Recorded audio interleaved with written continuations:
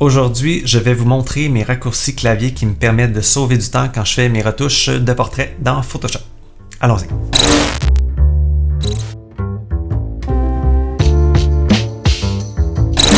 Salut, je m'appelle Simon, je suis photographe lifestyle et commercial. Je vous partage sur ma chaîne mes trucs et mes astuces qui me permettent de sauver du temps et qui, je l'espère, vont vous permettre de sauver également du temps. Si vous êtes nouveau ici, je vous invite à vous inscrire à la chaîne et à faire la petite cloche pour être au courant de mes prochaines capsules.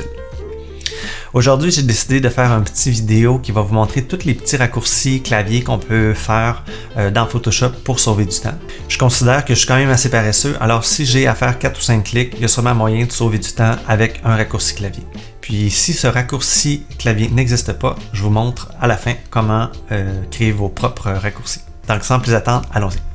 Première chose, c'est assez simple, on va s'ouvrir une image. Pour le faire, il y a deux façons de le faire, soit en faisant un CTRL-O, ça l'ouvre la boîte pour ouvrir un fichier, ou un double-clic dans le fond de notre Photoshop. Et on sélectionne un fichier. Ah oui, une petite note. Si je vous dis d'appuyer sur la touche CTRL, si vous êtes sur un Mac, c'est la touche commande. Pour le reste, c'est pas mal la même chose. Donc, une fois que notre image est ouverte, on peut y aller simplement avec l'outil de zoom, en faisant CTRL ou commande plus ou moins. On peut utiliser également les chiffres pour faire soit le CTRL 1 pour faire une vue à 100% ou CTRL 0, ça nous ramène notre image à la grandeur de notre écran. Okay? Je vais me créer un nouveau layer, CTRL SHIFT N, clic OK. Ensuite, je vais utiliser un pinceau. Donc, c'est la touche B. Si je veux peinturer dans ce layer-là, c'est aussi simple que ça. Avec l'outil du pinceau, si on appuie sur Alt, on peut obtenir l'outil de la pipette et sélectionner une couleur dans notre image. Si vous voyez, ma couleur d'avant-plan a changé. Donc, je pourrais chercher une autre couleur. Ça change comme ça. Bon, on va effacer tout ça. CTRL A, Delete. CTRL A et la touche Delete, ça l'efface. Et CTRL D pour désélectionner. Donc, toujours avec l'outil de pinceau, si je veux sélectionner, disons, un genre de orange ici, en couleur d'avant-plan, et si je voulais que mon arrière-plan soit d'une autre couleur, on pourrait changer le foreground color pour le background color et aller sélectionner une autre couleur. Mais si on ne veut pas aller utiliser cette petite icône-là, on peut appuyer sur la touche X. Si vous voyez, X, ça fait changer le foreground pour le background. Disons que je veux revenir à mon noir et blanc par défaut pour ma sélection de couleurs. Je peux appuyer sur la touche D. Donc, ça me remet du noir en avant et du blanc en arrière. Assez simple pour l'instant. Disons que je veux me faire un carré dans mon image. Je vais utiliser l'outil de sélection ici. Ou je vais appuyer sur la touche M. M, ça active l'outil de sélection. Je voudrais remplir ce carré-là de noir, qui est ma couleur d'avant-plan. Je vais faire le Alt Backspace. Ou, si je veux mettre la couleur d'arrière-plan, je fais CTRL Backspace. Pour désélectionner, je fais CTRL D.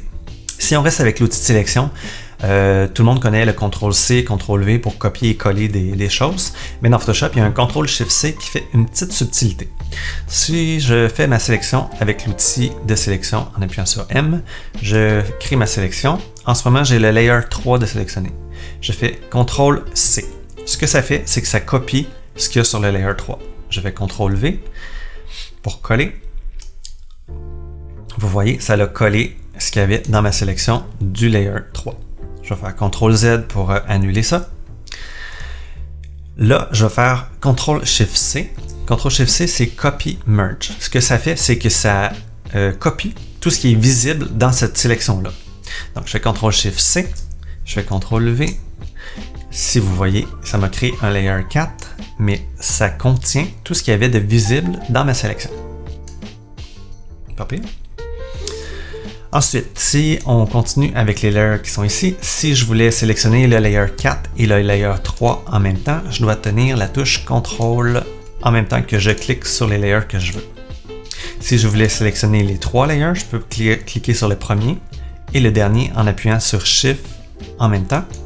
Ça sélectionne tout ce qui est entre le premier et le dernier layer que j'ai sélectionné.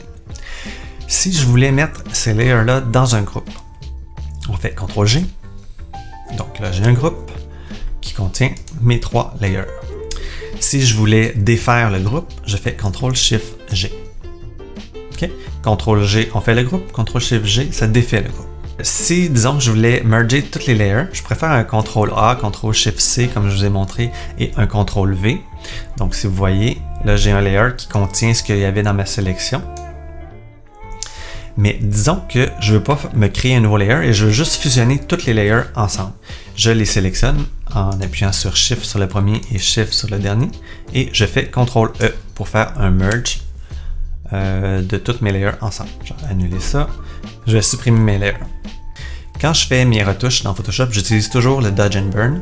Et pour ce faire, on le fait sur un layer gris. Et j'utilise aussi les outils Dodge and Burn. Je vais me faire un nouveau layer, CTRL-SHIFT-N. Je mets ça en soft light. Okay. Pour la technique de Dodge and Burn, je vais faire une prochaine vidéo là-dessus justement. J'utilise l'outil de Dodge and Burn, c'est la lettre O. Donc le O, moi par défaut, je mets toujours ça à Burn. Comme ça, quand je fais ma retouche, je peux aller brûler mon image. Là, en ce moment, je fais n'importe quoi, c'est juste pour vous montrer. Là, je suis en train de brûler. Si je voulais faire l'inverse de Burn, je vais faire Alt. Alt, ça fait l'outil de Dodge qui vient éclaircir l'image. Si on voulait le faire comme du monde, je vais juste faire je vais annuler ça. Je vais vous montrer dans son œil. Je vais aller dodger pour éclaircir son œil avec Alt. Et je peux aller ici. Alt, je dodge et je burn. Je dodge avec le Alt et je burn. OK? Là, c'est un peu fort, fait que je pourrais mettre ça à 50%, mais vous pouvez voir ce que ça donne. Ensuite, il y a l'outil de Healing Tool qui est le J. Le Healing Tool, c'est l'espèce de petit splaster. On peut aller faire de la correction ici avec le J ou on pourrait utiliser le stamp. J'appuie sur S. Et voilà. Je fais CTRL-0. Je vais aller cropper mon image. C pour le crop. L'outil de crop, ça nous permet de changer le canevas de notre image. Donc j'appuie sur C et ensuite je peux juste aller déplacer les petites braquettes sur le côté pour refaire mon crop. Et appuyer sur Enter pour appliquer le crop que je viens de faire. Tantôt, je vous ai monté avec le pinceau qu'on pouvait peinturer. Donc, on peinture à 100%. Et ensuite, si on voudrait peinturer avec une opacité un peu moins, je peux appuyer sur les chiffres. Vous allez voir, ça va changer les numéros ici. Donc, 1, 10%, 2, 20%, 3, 30%, et ainsi de suite, 0 pour 100%. Si on voulait y aller précisément, disons que je veux avoir 33% ou 34%, j'appuie sur les chiffres rapidement, 3, 4, ça me fait un 34% d'opacité. Si je voulais aller en bas de 10, parce qu'en bas de 10, techniquement je ne l'ai pas, on ferait 0,5 pour aller à 5%. CTRL-A pour sélectionner tout. Oups. Ah non, j'ai peinturé directement sur mon image. Donc je vais faire juste annuler ce que je viens de faire, CTRL-Z. Parfait. Disons que je suis en train de faire du Dodge and Burn sur un layer gris. Puis là ici, j'ai un peu de difficulté à faire une ligne droite de la façon que je suis positionné.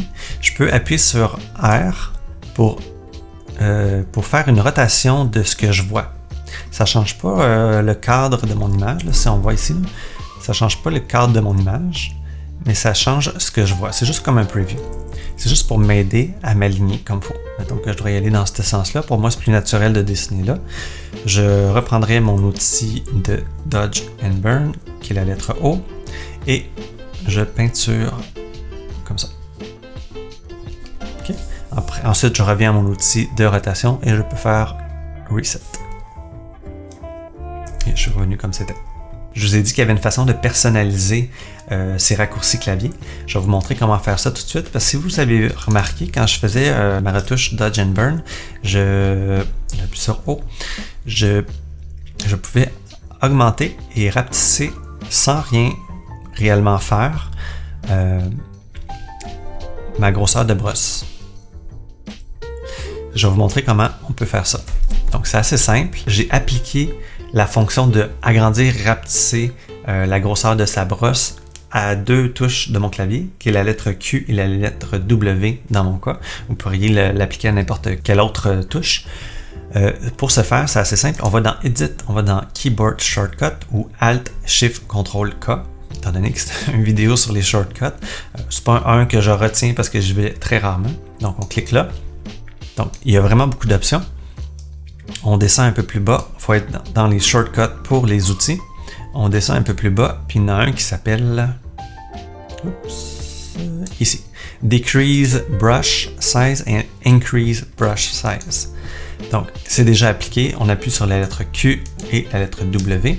Si je le fais pour un autre, juste pour vous montrer ce que ça donne, parce que vous allez avoir un petit message d'erreur. Mettons que je voudrais que Load Mixer Brush soit le Q. Donc, je fais Q. Il nous informe qu'il y a déjà un outil qui est associé à cette lettre-là. Donc, il vous dit c'est quoi. Si c'est quelque chose que vous n'utilisez pas, vous pouvez le faire remplacer puis il n'y a pas de problème. Comme dans mon cas, le Q et le W, je ne me souviens plus à quoi qui étaient associés, mais c'est des outils que je n'utilisais jamais. Donc, c'est pour ça que je les ai appliqués là. Et vu qu'ils sont un à côté de l'autre, c'est vraiment facile d'agrandir et de rapetisser la brosse. J'ai toujours les doigts en fait sur le Q et sur le W.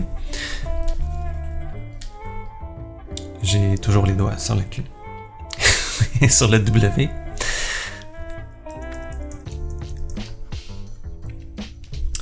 Puis ça va vraiment vite pour la retouche. Au lieu de faire un clic droit, c'est quand même assez rapide de faire un clic droit puis d'y aller de même, mais ça fait quand même une étape de plus. Tandis que là, c'est vraiment comme visuel. Je peux y aller dans les yeux ici. Donc, vous pourriez personnaliser n'importe quelle touche que vous utilisez souvent avec un raccourci de clavier en passant par Edit, Keyboard Shortcut. Donc, je pense que ça fait le tour des raccourcis clavier que j'utilise le plus. C'est sûr qu'il y en a d'autres et au fur et à mesure que je vais faire des tutoriels sur la retouche, je vais vous dire c'est quoi les raccourcis. Mais je voulais faire juste un petit résumé rapide pour que vous ayez déjà en main tous les raccourcis clavier qu'on peut utiliser pour nous aider à aller un peu plus vite dans notre retouche de portrait. Si vous en avez ou vous en connaissez des raccourcis clavier qui peuvent être intéressants, laissez-moi les dans les commentaires. Je suis toujours ouvert aux suggestions.